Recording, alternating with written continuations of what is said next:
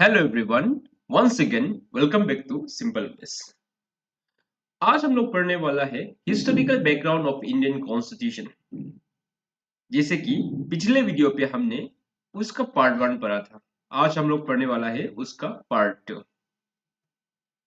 पिछले वीडियो पे हमने देखा था कि इंडियन कॉन्स्टिट्यूशन जो कैसे इवॉल्व होके आया है फ्रॉम कंपनी रूल्स। जैसे कि यहाँ पे 1773 और 1858 के बीच में इंडियन कॉन्स्टिट्यूशन जो कैसे धीरे धीरे इवॉल्व होके आया है। जैसे कि रेगुलेटिंग एक्ट था, यहाँ पे चार्टर एक्ट चार 2 था। तो उसके बीच में हम लोग ने नया नया जो ऑब्जेक्टिव्स है, नया नया रूल्स रेगुलेशन एक्ट जो ब्रिटिशर्स ने ईस्ट इंडिया कंपनी का अंडर में उन्होंने एक लोग को लेके आया था।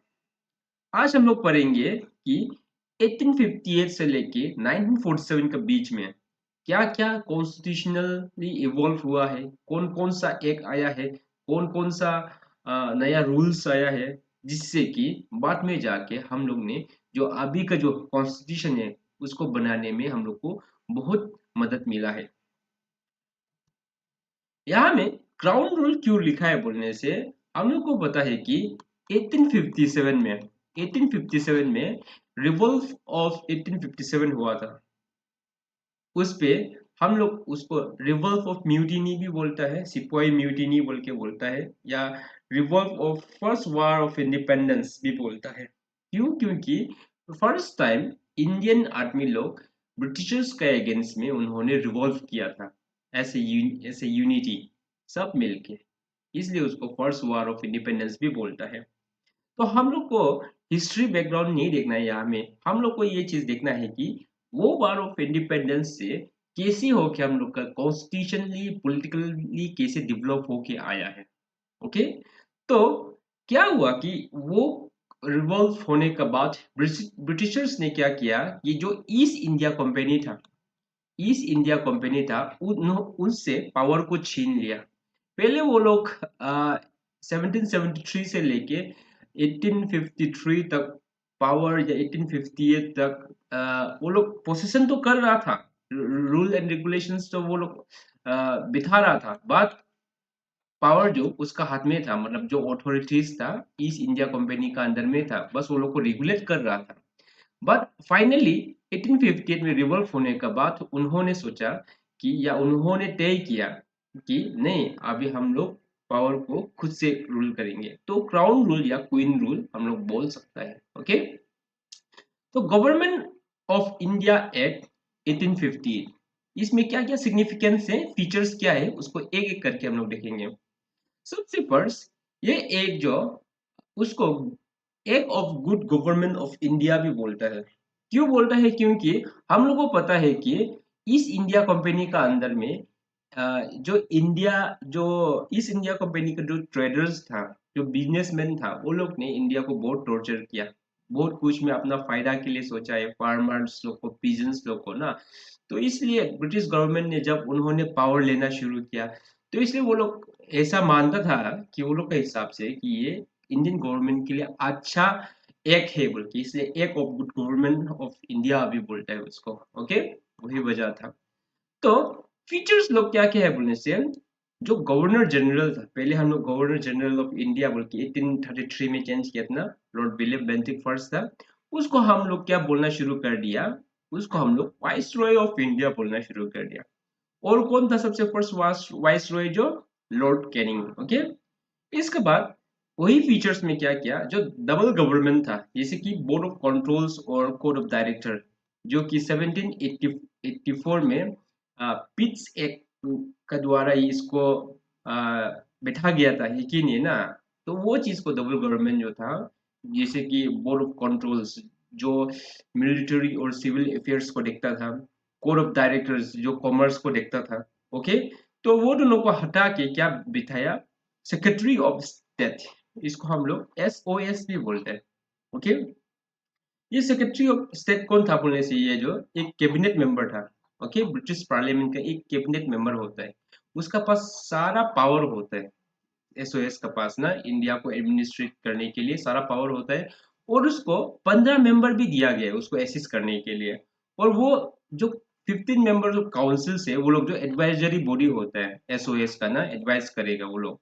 और ये चेयरमैन रहेगा, ये मेंबर्स लोग का ये काउंसिल करना है, एसओएस जो चेयरमैन रहेगा, और ये बॉडी जो एडवाइजरी बॉडी होगा। और एसओएस के पास पूरा पावर होता है, ओके, उसके पास पूरा पावर होता है रूल एंड रेगुलेट करने के लिए, एडमिनिस्ट्रेट करने के लिए। और एसओएस जो डायरेक्ट रेस्पॉन्सिबल था, किसको रेस्पॉन्सिबल था? ब्रिटिश पार्लियामेंट को डायरेक्ट रेस्पॉन्सिबल था एसओएस जो, ओके। इसके बाद नेक्स्ट में इंडियन काउंसिल एक्ट ऑफ 1861। क्या है? Indian council act of 1861। ये इंडियन काउंसिल एक्ट जो तीन तो काउंसिल एक्ट होगा, 1861 होगा, इसके बाद 1892 होगा, और 1909 में तीन काउंसिल एक्ट आता है। ये काउंसिल एक्ट जो इंडियन काउंसिल एक्ट जो क्या है बोलने से, इंडियंस को लेजिस्लेचर हो गया, एग्जीक्यूटिव काउंसिल हो गया, वहां में एड करता है, ओके। क्या करता है? वो लोग को एड करता है लॉ मेकिंग प्रोसेस में ना, लॉ मेकिंग बॉडी होता है, उसमें मेंबर्स लोग को एड करना शुरू करता है, तो डायरेक्ट और इनडायरेक्ट इलेक्शन या नॉमिनेशन करके, ओके। तो क्या हुआ है यहाँ में, क्या लिखा है? After revolt of 1857 British felt that the necessity of seeking the cooperation of Indian in the administration of their country। क्या सोचा है उन्होंने, क्या फेल किया है बोलने से, 1857 जब रिवोल्ट हुआ है तब ब्रिटिशर्स ने फेल किया कि इंडियंस लोग को, इंडियंस का कोऑपरेशन जरूरी है बोल के, जो कि जो इंटायर कंट्री है, इंडिया कंट्री है, उसको एडमिनिस्ट्रेटिव करने के लिए ना, उसको चलाने के लिए इंडियन का कोऑपरेशन जरूरी है। क्योंकि बाद में जाके सिर्फ ब्रिटिशर्स चलाते रहेगा, क्योंकि इंडियन का पॉपुलेशन ज्यादा है। अगर वो लोग को एडमिनिस्ट्रेशन में, लॉ मेकिंग प्रोसेस में वो लोग को ऐड नहीं करेगा, तो बाद में जाके फिर से ऐसा बड़ा रिवोल्ट होगा और वो लोग कंट्रोल नहीं कर पाएगा, क्योंकि इंडिया ये पॉपुलेशन ज्यादा है ब्रिटिशर्स का कंपेयर में, ओके। तो इसलिए ये इंडियन काउंसिल एक्ट जो इंडियंस को एडमिनिस्ट्रेशन में ऐड करने के लिए ही ये इंडियन काउंसिल एक्ट जो पास किया गया है, ओके। तो इसलिए ये इंपॉर्टेंट है, क्योंकि landmark in the constitutional and political history of India. क्यों लैंडमार्क है बोलने से, कॉन्स्टिट्यूशनली और पॉलिटिकली ये इंडियन हिस्ट्री में बहुत इंपॉर्टेंट है। कॉन्स्टिट्यूशनली क्योंकि हम लोग फर्स्ट टाइम इंडिया को ब्रिटिशर्स ने लॉ मेकिंग करने के लिए ना, लॉ मेकिंग बोलने से आज का डेट में जो एमएलएस हो गया, एमपीस हो गया, वो लोग लॉ मेकिंग बॉडीज लोग हैं, वहां में ऐड किया है। पॉलिटिकल या कॉन्स्टिट्यूशन ली जो भी है उसमें वो लोग को शामिल किया गया है, ओके। इसलिए ये एक लैंडमार्क एक बोल सकते हैं, ओके। फीचर्स क्या क्या था, ये features, okay. Beginning of the representative institution by associating Indians with law-making process in the Viceroy Expanded Council। जो लेजिस्लेटिव काउंसिल था वाइसरॉय का ना, तो वहां में इंडियन को रिप्रेजेंट करना शुरू कर दिया, ओके। किस किस को फर्स्ट टाइम रिप्रेजेंट किया बोलने से, वाइसरॉय ने तीन इंसान को नॉमिनेट किया, जैसे कि द राजा ऑफ बनारस, जो बनारस का राजा था उसको ऐड किया, महाराजा ऑफ पटियाला, इसके बाद सर डिंकर राव। ये तीनों को जो वाइसरॉय, जो वाइसरॉय था ना, उसका एग्जीक्यूटिव काउंसिल या एक्सपेंडेड एग्जीक्यूटिव काउंसिल नहीं था, लेजिस्लेटिव काउंसिल है, उस पे ऐड किया, ओके। ये नाम लोग को याद रखना है, ओके। इसके बाद it also establish new legislative council for Bengal, north west provinces, Punjab.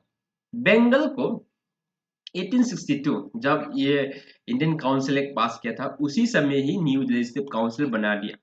इसके बाद 1886 में नॉर्थ वेस्ट प्रोविंसेस, जो नॉर्थ वेस्ट प्रोविंसेस है ना, अभी जम्मू कश्मीर जो पाकिस्तान एरिया है, वो लोग में, ओके, वो लोग में 1886 को न्यू लेजिस्लेटिव काउंसिल बिठाया। और पंजाब में 1897 में बिठाया है, ओके, न्यू लेजिस्लेटिव काउंसिल। इसके बाद it also gave the cognitive of portfolio system. क्या है दिया है ये 1861 जो एक पोर्टफोलियो सिस्टम भी दिया है। पोर्टफोलियो सिस्टम क्या है बोलने से, क्या करेगा, जो वाइसरॉय का जो एग्जीक्यूटिव काउंसिल्स होता है, ओके, जो काउंसिल्स होता है एग्जीक्यूटिव काउंसिल्स, वो लोग क्या करेगा कि वो लोग को एक गवर्नमेंट दे देगा, नॉट गवर्नमेंट, वो लोग को एक डिपार्टमेंट दे देगा, ओके। एक या दो डिपार्टमेंट देगा, इंचार्ज देगा, ओके। कुछ सोच लो कि ये डिपार्टमेंट है ना, ये डिपार्टमेंट इसका जो वाइसरॉय का काउंसिल्स लोग है, एग्जीक्यूटिव काउंसिल को डिपार्टमेंट देगा, तो वो लोग को एक या दो डिपार्टमेंट देने के बाद वो लोग के पास कंप्लीट ऑथोरिटी होता है, फाइनल ऑथोरिटी ना, वो लोग का behalf on the behalf of the council वो लोग पूरा डिसीजन ले सकेगा, ओके, फाइनल मैटर्स को लेके। तो वो काउंसिल लोग जो वो डिपार्टमेंट का जो भी बड़ा बड़ा डिसीजन होता है वो सब लेना शुरू कर देगा। वही चीज को हम लोग क्या बोलते हैं, portfolio system, okay. Viceroy was empowered to issue ordinance without concurrence of legislative council during emergency. यहाँ में क्या लिखा है, यहाँ इसके ही फीचर क्या है कि वाइसरॉय को पावर दिया है ऑर्डिनेंस इशू करने के लिए। जैसे कि जो प्रेसिडेंट होता है ना, इमरजेंसी इमरजेंसी जैसे कि नेशनल इमरजेंसी समय में कुछ कुछ डिसीजंस ले सकता है प्रेसिडेंट रूल हो, या जैसे कि स्टेट में प्रेसिडेंट रूल आ गया तो स्टेट का जो भी रूल्स होते हैं गवर्नर डायरेक्ट डिसीजन लेता है, ना कि सीएम, है कि नहीं। तो ठीक उसी प्रकार जैसे कि ऐसे नेशनल इमरजेंसी समय में या कुछ इमरजेंसी समय में वाइसरॉय जो डायरेक्ट डिसीजन लेना शुरू कर देगा। डिसीजन कैसा लेगा, वो ऑर्डिनेंस इशू करेगा, ओके, ऑर्डिनेंस इशू करेगा। ये ऑर्डिनेंस जो 6 महीना तक टिकता था, उसका वैलिडिटी कितना था, 6 महीना, ओके। जो लेजिस्लेटिव काउंसिल है ना, जो लॉ मेकिंग बॉडी है, वो लोग से नहीं पूछ के वाइसरॉय डायरेक्ट डिसीजन लेना शुरू कर देगा थ्रू ऑर्डिनेंस, ओके। कब, इमरजेंसी समय में। और उसका ये ऑर्डिनेंस जो कितना दिन टिकता था, उसका वैलिडिटी था 6 मंथ्स, ओके। इसके बाद नेक्स्ट इंडियन काउंसिल एक्ट आता है 1892 पे। फर्स्ट कब हुआ था, 1861 पे ना, है कि नहीं। 1861 पे, अभी सेकेंड 1892 पे। यहाँ पे क्या किया फिर से, ये फीचर्स तो श्योर बारी था कि मैंने भी बताया स्टार्टिंग में कि जो इंडियंस है उसको मेंबर्स को लेजिस्लेटिव काउंसिल में ऐड करने के लिए ही इंडियन काउंसिल एक्ट बनाया गया है। तो क्या किया फिर से वही चीज को किया है उन्होंने 1892 में, मेंबर्स को प्लस कर दिया। मतलब वो लेजिस्लेटिव काउंसिल में जितना मेंबर्स है ना, सेंट्रल और प्रोविंस में दोनों में ऐड कर दिया, ओके, मतलब आदमी को बढ़ाया है, ओके। और आदमी को बढ़ाने के बाद वो लोग को कुछ कुछ फंक्शंस भी दिया है, पावर दिया है, बोल सकते हैं पावर ऑफ डिस्कसिंग बजट, ये इंपॉर्टेंट है। बजट को डिस्कस करने के लिए वो लोग को पावर दिया है। और कुछ कुछ addressing questions on the executive, मतलब जो एग्जीक्यूटिव है ना वो लोग को भी कुछ कुछ क्वेश्चंस पूछ सकता है, मतलब एड्रेस कर सकता है क्वेश्चंस लोग को ना, ये लेजिस्लेटिव काउंसिल्स लोग जो, क्योंकि ये जो रिप्रेजेंटेटिव है तो इंडिया का अलग अलग जगह का, है कि नहीं। लेजिस्लेटिव काउंसिल्स लोग जो, वो लोग जो एग्जीक्यूटिव लोग को सवाल क्वेश्चन एड्रेस कर सकता है और बजट को लेके भी डिस्कस कर सकता है, ओके। पर 1892 में फर्स्ट टाइम इलेक्शन जो इनडायरेक्टली हुआ है, डायरेक्ट इलेक्शन वर्ड नहीं है, but indirect provision of use of election, मतलब इनडायरेक्टली कुछ कुछ इलेक्शन होना शुरू हो गया, ओके। इसके बाद इंडियन काउंसिल एक्ट 1909, ओके, ये लास्ट इंडियन काउंसिल एक्ट था। यहाँ पे ये काउंसिल एक्ट को हम लोग मोर्ले मिंटो रिफॉर्म्स भी बोलता है। क्या बोलता है, मोर्ले मिंटो। ये मोर्ले कौन था, मोर्ले जो एसओएस था, ओके। और लॉर्ड मिंटो क्या था बोलने से, लॉर्ड मिंटो जो वाइसरॉय था, ओके। मोर्ले आगे आता है, मिंटो पीछे में क्यों आता है, क्योंकि एसओएस का पास ज्यादा पावर होता है, ओके। वाइसरॉय से ज्यादा पावर किसका पास होता है, एसओएस का पास। इसके लिए एसओएस का नाम पहले आता है, इसका बाद वाइसरॉय का नाम पीछे में आता है, ओके। ये रहा इंडियन काउंसिल एक्ट 1909, उसको मोर्ले मिंटो रिफॉर्म भी बोलता है, ओके। उसका फीचर्स क्या क्या था, फिर से उन्होंने साइज को इंक्रीज किया, ओके। सेंट्रल और प्रोविंस लेजिस्लेटिव काउंसिल में उन्होंने साइज को इंक्रीज किया। सेंट्रल में कितना था, 19 1892 था, कितना हो गया था, 16 हो गया था, ओके। लेजिस्लेटिव काउंसिल में कितना हो गया था, सेंट्रल में 16 हो गया था, उसको इंक्रीज करके कितना बना दिया, अभी 60 हो गया, ओके, 60 हो गया। और प्रोविंस का अलग अलग प्रोविंस, अलग अलग प्रिंसली स्टेट का जो मेंबर था वो लोग अलग अलग रेशियो में था, ओके। कोई कोई में 20 होगा, कोई कोई में 30, कोई कोई में 60 भी होता है, कोई कोई में 80, तो कोई एक प्रोपोर्शन, मतलब एक एग्जैक्ट नंबर में नहीं था, इसलिए नहीं बोल सकता है, बट सेंटर में 16 से 60 हो गया, इसमें बढ़ा दिया, ओके। इसका बाद वो लोग को कुछ कुछ पावर्स दिया है, जैसे कि वो लोग सप्लीमेंट्री क्वेश्चंस पूछ सकता है, ओके। पहले क्वेश्चन को एड्रेस कर सकता था, अभी क्या करेगा, क्वेश्चंस को एग्जीक्यूटिव लोग को डायरेक्ट क्वेश्चन पूछ सकता है, अभी ये मेंबर्स लोग ना, लेजिस्लेटिव काउंसिल्स लोग जो। इसका बाद move resolution on the budget, अभी बजट के ऊपर डिस्कस कर सकता था, अभी वो लोग क्या करते हैं, रिजोल्यूशन भी मूव कर सकते हैं बजट के ऊपर, और कुछ कुछ पावर्स लोग दिया गया है, ओके। इंपॉर्टेंट क्या है, आस्क सप्लीमेंट्री क्वेश्चंस और move resolution on budget. Okay, इसके बाद फर्स्ट टाइम जो वाइसरॉय का एग्जीक्यूटिव काउंसिल था, अभी तक कौन था, सब ब्रिटिशर्स ही होता था, वाइसरॉय का जो एग्जीक्यूटिव काउंसिल है। ओके, वहां में इंडिया का सबसे फर्स्ट इंसान जो सत्येंद्र प्रसाद सिन्हा, क्या है, सत्येंद्र प्रसाद सिन्हा, ये इंसान जो first time India first Indian to join the viceroy's executive council, viceroy का एग्जीक्यूटिव काउंसिल ज्वाइन किया है, उसको एज अ लो मेंबर, क्या है, as a law member appoint किया गया है। Okay, law member Satyendra Prasad Sinha. Okay, इसके बाद सेपरेट इलेक्टोरेट भी देना शुरू कर दिया। किसको दिया है, मुस्लिम्स लोग को सेपरेट इलेक्टोरेट ऑफर कर दिया 1909 में। ओके, ये सेपरेट इलेक्टोरेट क्या है, सेपरेट इलेक्टोरेट क्या है कि जैसे कि ये सोच लो, ये इंडिया है, तो इंडिया में यहाँ में मुस्लिम आदमी लोग बैठते हैं बंगाल में, और यहाँ में नॉर्थ वेस्ट प्रोविंस में बैठते हैं मुस्लिम आदमी लोग। तो अगर सोच लो कि ये कैपिटल था उस समय, बंगाल ना, वेस्ट बंगाल, तो यहाँ से अगर कोई रिप्रेजेंटेटिव आ रहा है, जैसे कि यहाँ में मुस्लिम पॉपुलेशन है, तो यहाँ में रिप्रेजेंटेटिव आ रहा है ये रिप्रेजेंट करने के लिए ये एरिया को, ये बंगाल में, तो जब रिप्रेजेंटेटिव आ रहा है तो क्या करेगा, ये मुस्लिम एरिया से जो मुस्लिम लीडर है ना, आएगा मुस्लिम लीडर जो, उसको ओनली मुस्लिम वोटर्स, समझ रहे हैं, मुस्लिम वोटर्स लोग ही मुस्लिम को इलेक्ट करेगा, इसको बोलता है सेपरेट इलेक्टोरेट।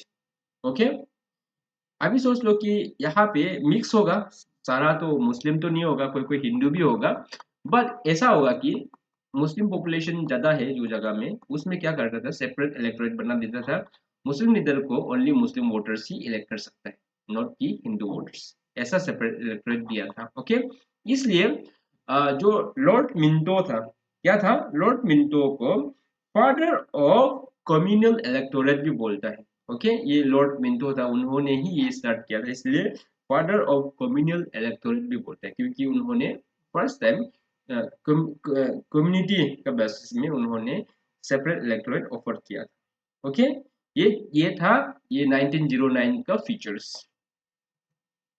इसके बाद विद इन 10 years फिर से एक आ जाता है। ओके, वो एक क्या है, government of India act 1919, government of India act जो फर्स्ट टाइम कब हुआ था, 1858 में हुआ था।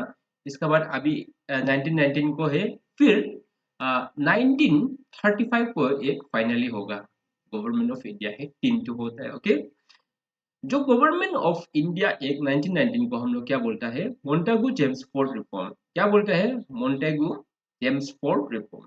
तो अभी समझ रहा होगा फिर से, मोंटागू जो क्या है, एसओएस है, जेम्सफोर्ड जो क्या है, वाइसरॉय।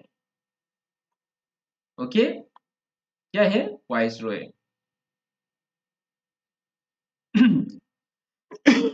यहाँ में उसका फीचर्स देखते हैं क्या है, या ये इंपॉर्टेंट है। ओके, 1909 जो इंपॉर्टेंट है, क्योंकि यहाँ में बहुत कुछ नया आया है, जैसे कि देखो, separate subject list of for provincial and central. देखो, यहाँ में फर्स्ट टाइम सेपरेट का कॉन्सेप्ट आया है, जो सब्जेक्ट लिस्ट होता है ना, जैसे कि हम लोग का पुलिस हो गया, इसका बाद एग्रीकल्चर हो गया, बैंकिंग हो गया, फाइनेंस हो गया, ये सब बहुत सारा सेक्टर है, अपना अपना लीज होता है ना।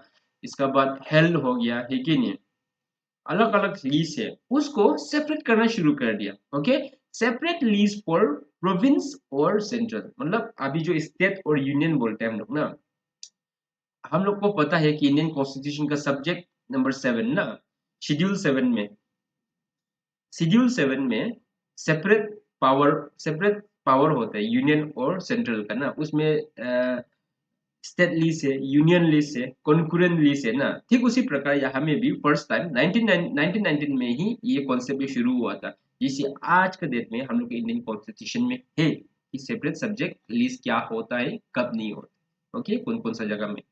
इसके बाद नेक्स्ट कॉन्सेप्ट क्या था बोलने से, डायरची। डायरची जो इंट्रोड्यूस किया गया है, कहाँ में इंट्रोड्यूस किया गया है, प्रोविंस में इंट्रोड्यूस किया गया है। ये डायरची को डबल डबल रूल भी बोलता है। ओके, डायरची क्या है, डायरची में क्या होता है कि दो होता है, एक होता है ट्रांसफर रिजर्व, दूसरा होता है reserve subject. Okay, transfer subject और रिजर्व सब्जेक्ट होता है। तो ट्रांसफर सब्जेक्ट क्या होता है कि जो गवर्नर होता है ना, जो प्रोविंस लोग का जो गवर्नर होता है, वो जो रूल करेगा, एडमिनिस्टर करेगा कोई कोई सब्जेक्ट लोग में, जैसे कि ये लीज लोग होते हैं, तो इसे किस, फॉर एग्जांपल समझ लो कि हेल्थ, ओके, हेल्थ, हेल्थ जो एक सब्जेक्ट है, सपोज हेल्थ जो एक सब्जेक्ट है, तो वो जो ट्रांसफर सब्जेक्ट है, किसे बोलने से हेल्थ को गवर्नर एडमिनिस्टर करेगा, गवर्नर के पास पावर होगा, उसको हेल्थ को लेके क्या मेडिसिन चाहिए, क्या इक्विपमेंट चाहिए, कहाँ में इंफ्रास्ट्रक्चर बनाना है, सब कुछ उसका पास होगा। लेकिन वो जो एट एंड एडवाइस जो लेजिस्लेटिव काउंसिल जो रिप्रेजेंटेटिव है ना, उसका एट एंड एडवाइस थ्रू ही वो जो ये ट्रांसफर सब्जेक्ट को एडमिनिस्टर करेगा, मतलब हेल्थ को लेके। फॉर एग्जाम्पल कि यहाँ में सोच लो कि बंगाल, बंगाल प्रोविंस है, ओके, बंगाल प्रोविंस में गवर्नर होगा एक जो, वो गवर्नर को ये हेल्थ सब्जेक्ट को मोनिटाइज करने के लिए या एडमिनिस्टर करने के लिए उसको लेजिस्लेटिव का सपोर्ट चाहिए होगा, क्योंकि उसको पता नहीं होगा कि वहां में क्या, कितना पॉपुलेशन ठीक ठाक है, क्या हेल्थ इश्यू है वहां में, ग्रासरूट लेवल में गवर्नर को इतना आइडिया नहीं होगा। बट ये जो लेजिस्लेटिव काउंसिल है, जो रिप्रेजेंटेटिव है, वो लोग के पास ज्यादा आइडिया होता है, ओके, ज्यादा आइडिया होने का वजह से वो लोग जो उसको हेल्प करेगा, इसको हम लोग क्या बोल रहे हैं, ट्रांसफर सब्जेक्ट। और रिजर्व सब्जेक्ट क्या होता है, जैसे कि फॉर एग्जांपल सोच लो कि पुलिस, ओके, ये पुलिस भी एक लीज है, तो पुलिस जो सोच लो कि रिजर्व सब्जेक्ट में administered by government with his executive council without responsible to legislative council. समझ लो कि ये पुलिस है, पुलिस को गवर्नर क्या करेगा, डायरेक्ट अपना एग्जीक्यूटिव जो उसका पास एग्जीक्यूटिव काउंसिल है ना, उससे डायरेक्ट एडमिनिस्टर करेगा, उसका साथ मिल के डायरेक्ट एडमिनिस्टर करेगा, उसको रूल करना शुरू करेगा, उसको क्या काम देना है, क्या काम नहीं देना है पुलिस को। ये पुलिस को रेगुलेट करने के लिए वो लोग जो जो लेजिस्लेटिव काउंसिल है ना, उसको नहीं पूछेगा, वो लोग डायरेक्ट अपना हिसाब से वो लोग को ऑर्डिनेंस देगा, इश्यू करेगा, वो लोग का काम को देगा, ओके, समझ रहा होगा आप लोग।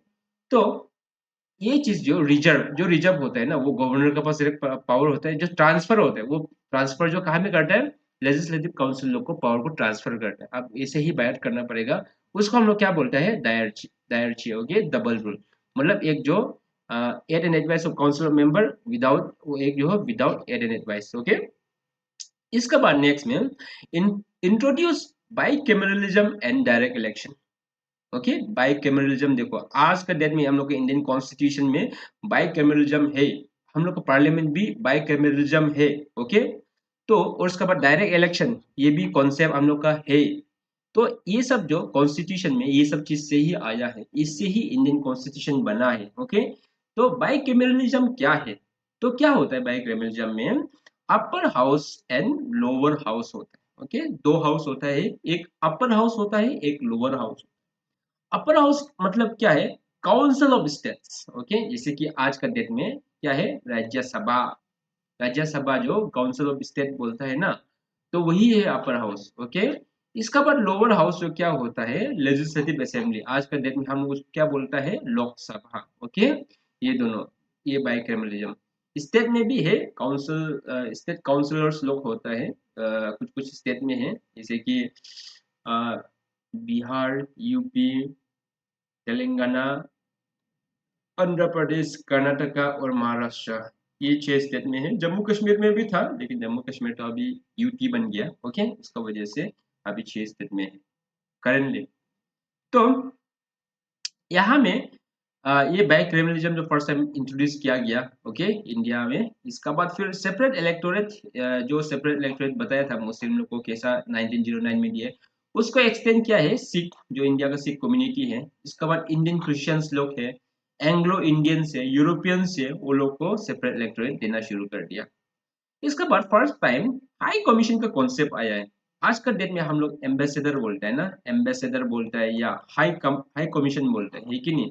क्या होता है एम्बेसडर, हाई कमीशन, जो जैसे कि इंडिया का एक दूत होगा, हम लोग दूत बोलते हैं ना, मतलब वो लोग का एक मैसेंजर, मैसेंजर टाइप का ना, एक अच्छा वे के लिए, गुडविल के लिए ना, हम लोग चाइना, चाइना ऐसा कंट्री, यूएसए में भी रखेगा, हम लोग का खुद का इंडिया का ऑफिस होगा, वहां में इंडिया का एम्बेसडर बैठेगा, हाई कमीशन बैठेगा, ओके। तो वो लोग जो क्या करता है यहाँ में, वो कॉन्सेप्ट जो first time high commission office for India in London, देखो इंडिया का जो हाई कमीशन है ना, वो जो फर्स्ट टाइम लंदन में बिठाया गया है, ओके, क्या बिठाया गया है, लंदन में बिठाया गया है। तो यहाँ से ही हाई कमीशन का कॉन्सेप्ट शुरू होता है। ओके, इसका बाद establishment of public service commission. जो पब्लिक सर्विस कमीशन आज हम लोग के है ना, यूपीएससी या यूनियन पब्लिक सर्विस कमीशन है, वो जो यही एक्ट से ही पास किया है ये बिठाने के लिए, ये एक्ट से पास किया, बात समय लग गया उसको एस्टैब्लिश करने के लिए। एग्जैक्टली 1926 को ली कमीशन का अंडर में ये इस्टेब्लिश किया गया, बट ये पास किया गया था 1919 गवर्नमेंट ऑफ इंडिया एक्ट में। ओके, इसका बाद separate budget for central and province. ये भी देखो आज का डेट में हम लोग स्टेट का अपना बजट खुद से करता है, सेंट्रल का बजट सेंट्रल खुद करता है कि नहीं, वो भी ये कॉन्सेप्ट जो यहाँ से शुरू हुआ है। ओके, दैट मीन्स आप समझ सकता है कि गवर्नमेंट ऑफ इंडिया एक्ट 1919 जो कितना क्रूशियल रोल प्ले करता है इंडियन कॉन्स्टिट्यूशन में, क्योंकि आज का दिन में यहाँ में बाई क्रिमिनलिज्म हो गया, सेपरेट लीज हो गया, है कि नहीं, ये सब हाई कमीशन, यूपीएससी, ये सेपरेट बजट, ये सब जो है आज का दिन में भी ना कहाँ से लिया है सोचता है, ये सब से ही उन्होंने लिया है। ओके, यहीं से सेट किया है। ओके, इसका प्लस में appointment of statutory commission to inquire work and report 10 years of the coming 10 years of coming into force। मतलब जो ये जो एक जो पास किया है ना, जितना भी एक पास किया है उसको मॉनिटर करने के लिए, उसको इंक्वायर करने के लिए, रिपोर्ट करने के लिए आफ्टर 10 years बोल के एक कमीशन बिठाया था। ओके, स्टेटरी कमीशन बिठाया गया तो उसको रिपोर्ट करने के लिए। बात क्या हुआ है, वो रिपोर्ट जो 10 साल नहीं होने का आगे में 8 साल में ही वो रिपोर्ट आना शुरू हो गया, वो कमीशन जो आना शुरू हो गया, क्योंकि बहुत सारा रिवोल्ट हो रहा था। और सबसे बड़ा पॉइंट क्या था कि वो कमीशन जो जो रिपोर्ट लेके आ रहे हैं, जो इंक्वायर करके आ रहे हैं, वो जो सब जितना भी मेंबर्स था सब ब्रिटिशर्स था, इंडियन नहीं था। बट वो जो रूल्स जो कानून है वो लागू होगा, जो बेटरमेंट है वो जो इंडिया आदमी के लिए चाहिए था, इंडिया में लागू होगा कानून, इंडिया आदमी फेस करेगा वो लोगों को। बट वो स्टेटरी कमीशन में एक भी इंडियन नहीं था, उसका वजह से ये साइमन कमीशन को अपोज करना शुरू किया। ओके, तो साइमन कमीशन क्या हुआ कि जब 1919 गवर्नमेंट एक्ट ऑफ 1919 में जो एक्ट पास किया गया था उसको चेक एंड बैलेंस करने के लिए ये साइमन कमीशन बिठाया गया था, एक स्टेटरी कमीशन। तो यहाँ में क्या, नवंबर 1929 1927 सॉरी, तो 10 साल बोला था, बट 10 साल से पहले ही 8 साल में ही उन्होंने नवंबर में ही शुरू कर दिया। और government announce appointment of 7 member, 7 member को बिठाया है स्टेटरी कमीशन में under the chairmanship of sir John Simon. इसका वजह से इसको साइमन कमीशन बोलता है। ओके, क्योंकि चेयरमैन कौन था, सर जॉन साइमन था। ओके, तो सब लोग ब्रिटिशर्स था, जितना भी मेंबर्स था जो कि कानून को चेक करने के लिए, क्योंकि इंडिया को बहुत प्रॉब्लम था, स्पेशली जो सेपरेट इलेक्टोरेट सिस्टम था वो सबके लिए प्रॉब्लम था। और कुछ कुछ लॉस था, एग्जीक्यूटिव काउंसिल जैसे कि देखो ये दायरची लोग हो गया ना, यहाँ में ये रिजर्व सब्जेक्ट लोग जो गवर्नर डायरेक्ट अपना पावर दिखा रहे हैं कि नहीं, तो इसमें चेक एंड बैलेंस नहीं हो पा रहे ठीक ठाक से, वो सबको चेक करने के लिए, वो सबको रिपोर्ट करने के लिए इंडियन आर्मी भी ऐड करना चाहिए था। अनफॉर्चुनेटली या इंटेंशनली ब्रिटिशर्स ने ऐड नहीं किया, क्योंकि वो सब निकल के आएगा बोल के। ओके, तो बाद में जाके बहुत हंगामा हुआ, लाला लाजपत राय जैसा इंडियन जो स्ट्रगलर था, ठीक ही नहीं, वो लोग जो अपना मर गया था उस समय में, यहाँ में यही रिवोल्ट में भगत सिंह ऐसा इंसान लोग भी यही साइमन कमीशन को अपोज में ही उन्होंने अपना लाइफ गंवाया था। ओके, शहीद हुआ है, क्योंकि यही इसी समय था। ओके, लाला लाजपत राय को मार दिया गया था, इंजूर होके वो मर गया था, उसी का ही गुस्सा में भगत सिंह ने असेंबली पे बॉम्ब फेंक दिया था। ओके, ये साइमन कमीशन का ही अगेंस्ट में। ओके, तो रिपोर्ट जो क्या दिया है, खैर वो लोग हिस्ट्री है, हम लोग पॉलिटिकल का बेसिस में देखेगा, क्योंकि हम लोग कॉन्स्टिट्यूशन कैसे बना है वो चीज को देख रहे हैं। ओके, तो यहाँ में साइमन कमीशन इंपॉर्टेंट होता है, क्योंकि साइमन कमीशन से एक बाद में जाके व्हाइट पेपर बनता है, जो कि जो गवर्नमेंट ऑफ इंडिया एक्ट 1935 को इनकॉर्पोरेट करने में बहुत इंपॉर्टेंट रोल प्ले करता है। तो यहाँ में उसका साइमन रिपोर्ट में क्या क्या था बोले, जैसे एबोलिश डायरची, जो डायरची था ना, जो डायरची था, डबल रूल था 1919 में, यहाँ में जो डायरची बिठाया था ना, उसको एबोलिश करने के लिए उन्होंने रिकमेंड किया। ओके, इसके बाद extension of responsible government in province, जो प्रोविंस लोग में जो एक्सटेंशन ऑफ जो रेस्पॉन्सिबल गवर्नमेंट था ना उसको एक्सटेंड करने के लिए परमिट दिया है। Okay, establishment of federation of British India and princely state, जो फेडरेशन था ना जो कि ब्रिटिश इंडिया और जो प्रिंसली स्टेट्स लोग था उसको फेडरेशन बनाने का बात था। ओके, फेडरेशन मतलब क्या होता है, जैसे कि बहुत सारा स्टेट होगा। ओके, बहुत सारा स्टेट होगा इंडिया में, सोचो बहुत सारा स्टेट है, वो लोग को साथ में एक ब्रिटिश इंडिया बोल के बोला जाएगा। ओके, फेडरेशन ऑफ स्टेट मतलब सब लोग जो ब्रिटिश का अंदर में रहेगा अपना अपना रूल करेगा, बाद बाद में जाके डायरेक्टली इनडायरेक्टली ब्रिटिश का अंदर में रहेगा। Okay, continuation of separate electorate, जो सेपरेट इलेक्टोरेट जो बहुत वो चीज को लेकर रेबल कर रहा था, ओपोज कर रहा था इंडिया में, जो इंडियन का जो फ्रीडम स्ट्रगल फ्रीडम फाइटर्स लोग हैं, तो उसको कंटिन्यू करने के लिए उन्होंने रिपोर्ट या रिकमेंडेशन सबमिट किया है। Okay, on basis of this white paper was submitted to British parliament for constitutional reform, constitutional reform के लिए था ये साइमन कमीशन जो, तो ये सब चीज को रिपोर्ट को व्हाइट पेपर में सबमिट किया है ब्रिटिश पार्लियामेंट में, क्योंकि डायरेक्टली इनडायरेक्टली ब्रिटिश पार्लियामेंट ही चलाता था ये इंडिया को एसओएस कर थ्रू, है कि नहीं, क्योंकि एसओएस जो डायरेक्ट ब्रिटिश पार्लियामेंट में रिपोर्ट देता था। ओके, तो and was incorporated in government of India act 1935, और जो जितना भी व्हाइट पेपर में जो कॉन्स्टिट्यूशनल रिफॉर्म किया है उसको 1935 में वो चीज को लेके आया है। ओके, तो हम लोग देखते हैं government of India act 1935। Okay, तो यहाँ में फीचर्स क्या क्या था, देर हम लोग फीचर्स देखता है क्योंकि साइमन कमीशन से ही आया है ये चीज जो इस्टेब्लिशमेंट ऑफ फेडरेशन, जैसे कि यहाँ पे रिपोर्ट दिया था कि हम लोग एस्टेब्लिशमेंट ऑफ फेडरेशन ये दिया था रिपोर्ट जो साइमन कमीशन, वही चीज को उन्होंने ये एक में लेके आ गया। ओके, फेडरेशन बनाना है बोल के। इसके बाद divide powers federal list provincial list and concurrent list, जो पावर था उसको डिवाइड करना शुरू कर दिया, federal list provincial list concurrent list, आज का डेट में भी है ये सब्जेक्ट्स लोग ना। देखो ये फेडरेशन जो हाँ लेके तो आया, लेकिन कोई कोई लोग ने स्टेट लोग ने एक्सेप्ट किया वो चीज को ना कि हम लोग हाँ चलो ठीक है ब्रिटिश का अंदर में हम लोग फेडरेशन बन के बैठेंगे, लेकिन बहुत सारा ऐसे प्रिंसली स्टेट लोग था उन लोग ने एक्सेप्ट नहीं किया, ये ऐसे ही नाम के लिए बैठ रहा था। ओके, इसका residuary power was given to viceroy, एक रेसिडुअरी पावर भी दे दिया वाइसरॉय को, इसका पास एक अल्टीमेट पावर था, वो डिसीजन ले सकता है कुछ कुछ चीज लोग में ना अपने रेसिडुअरी पावर यूज कर सकता है।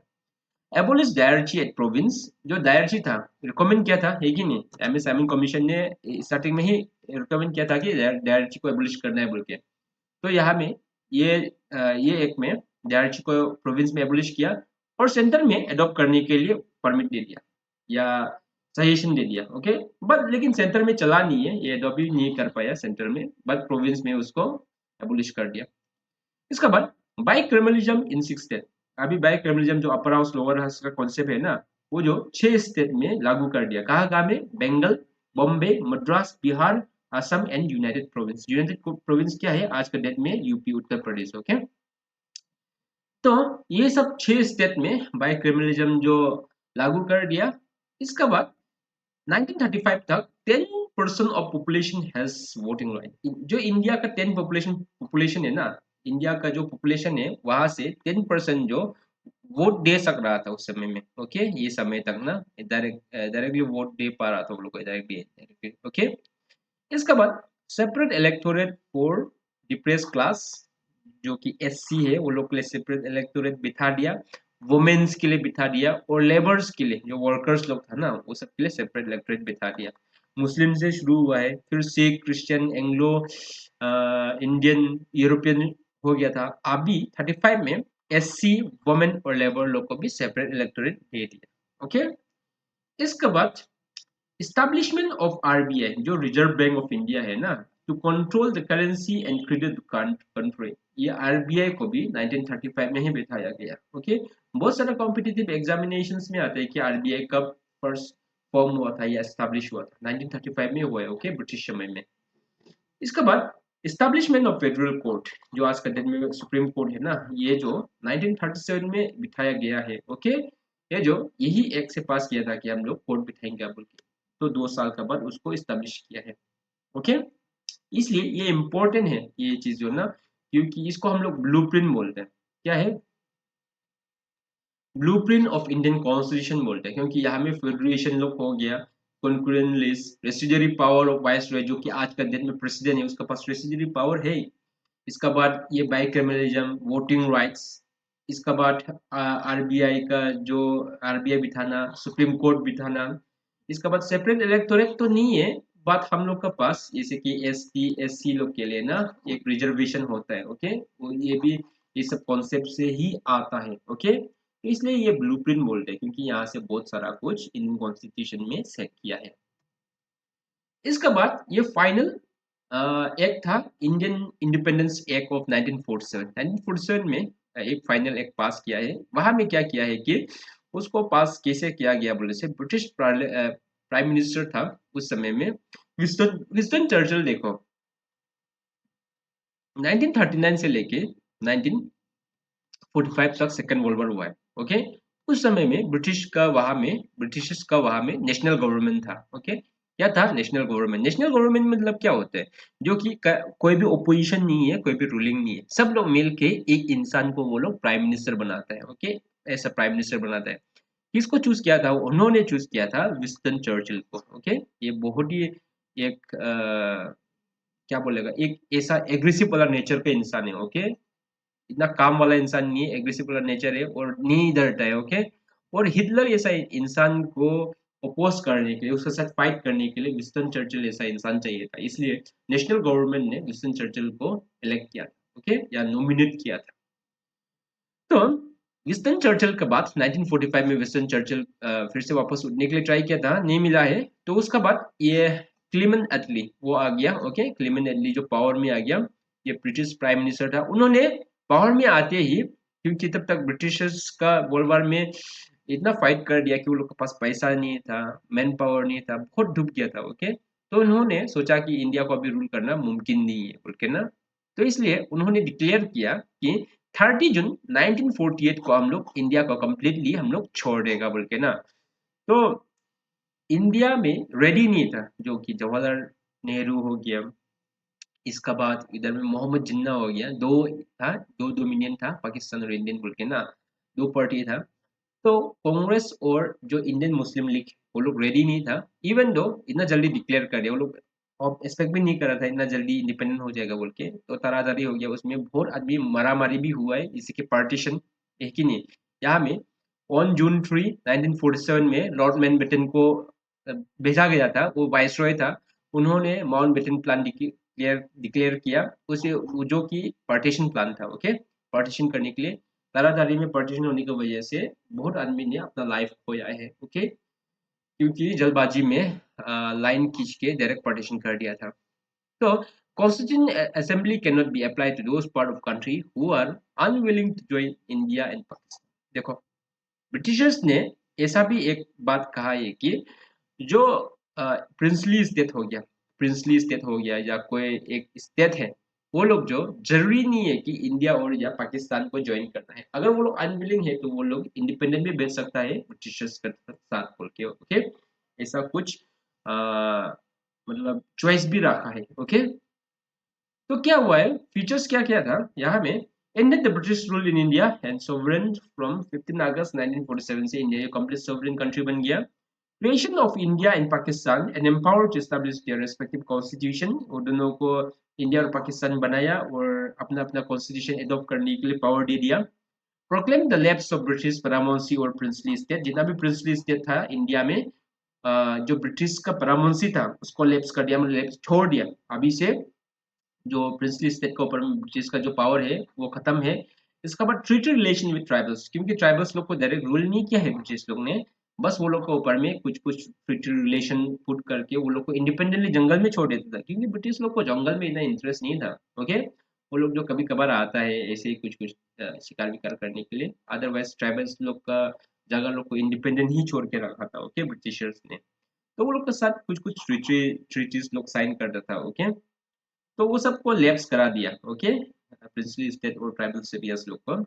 तो यहाँ में एक क्या बोलता एक कंडीशन था कि अगर अनविलिंग है तो इंडिया भी पाकिस्तान में ज्वाइन नहीं कर सकते। तो ऐसा कंडीशन देने का या चॉइस देने का वजह से क्या हुआ कि हैदराबाद, जूनागढ़ और जम्मू एंड कश्मीर ने किसी को भी ज्वाइन नहीं किया। ओके, ना पाकिस्तान भी ज्वाइन किया ना इंडिया पे ज्वाइन किया, वो लोग इंडिपेंडेंट ही बैठ रहा था, Hyderabad, Junagadh and Jammu and Kashmir. Okay, बाद में जाके यहाँ में हैदराबाद में पोलो ऑपरेशन, जूनागढ़ में भी पुलिस रेड किया है, इसके बाद जम्मू कश्मीर में भी बहुत वो राजा का वजह से प्रॉब्लम हो गया था, क्योंकि वो भी ज्वाइन नहीं करा था, तो पाकिस्तान ने जब इन्वेट किया तब महाराजा जो जम्मू कश्मीर का जो महाराजा था, उन्होंने इंडिया को रिक्वेस्ट किया कि हम लोग को बचाओ बोल के ना। तो ऐसे हो कि जम्मू कश्मीर भी बाद में जाके बंटवारा हुआ, आधा पाकिस्तान आधा इंडिया में रह गया। ओके, और जूनागढ़ और जो हैदराबाद था वो इंडिया ने ले लिया, और जूनागढ़ का जो जूनागढ़ और जो निजाम्स था हैदराबाद का ना, वो लोग का जो लीडर था वो लोग को डायरेक्ट पाकिस्तान में भेज दिया। ओके, बाद में जाके ये पार्ट ऑफ हिस्ट्री है। लेकिन हम लोग को क्या देखना है कि यहाँ से कॉन्स्टिट्यूशन में, आज का जो कॉन्स्टिट्यूशन है, आर्टिकल्स है, ओके, शेड्यूल्स है, तो वहां में क्या क्या ऐड हुआ है वो इम्पोर्टेंट है। यहाँ से क्या क्या एमेंड हो कि इवॉल्व होके आया है, वही चीज देखना था। तो यहाँ से क्वेश्चंस लोग, डायरेक्ट क्वेश्चंस लोग पूछता है। ओके, डायरेक्ट क्वेश्चन पूछता है। आप यूपीएससी तैयार कर रहे हैं, स्टेट पीसीएस पीसीएस तैयारी कर रहा है, या आप इंडियन पॉलिटी का नेट से प्रिपेयर कर रहे हैं, तो यहाँ से डायरेक्ट क्वेश्चंस आते हैं। ओके, कोई भी कॉम्पिटिटिव एग्जामिनेशंस में यहाँ से क्वेश्चंस डायरेक्ट पूछता है, तो इसलिए one of the very important topic है। होप आप सबको समझ में आया होगा। समझ में नहीं आने से आप फ्रीली कमेंट में पूछ सकता है। आज के लिए ये वीडियो इतना तक ही था।